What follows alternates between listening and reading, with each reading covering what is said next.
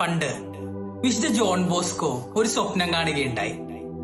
കുറെ തിരമാലകളും കൊടുങ്കാറ്റുകളൊക്കെ ഉള്ള ഒരു കടലിലൂടെ ഒരു വലിയ കപ്പല് നീങ്ങുകയാണ്. ഈ കപ്പല് തിരുസഭാ മാതാവാണ്.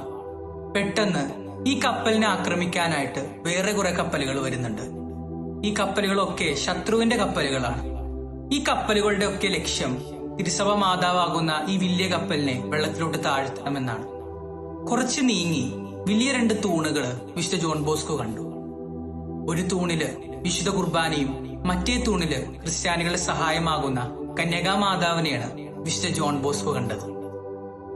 വിശുദ്ധ ജോൺ ബോസ്കോയോട് പെട്ടെന്നൊരു ശബ്ദം ഇങ്ങനെ പറയുന്നുണ്ട്: എപ്പോഴാണ് മാർപ്പാപ്പ ഈ വലിയ കപ്പലിനെ ഈ രണ്ട് തൂണിന്റെ നടുക്കായിട്ട് നിർത്തുന്നത്, അപ്പോൾ മാത്രമേ ഈ കടല് ശാന്തമാകൂ എന്ന്.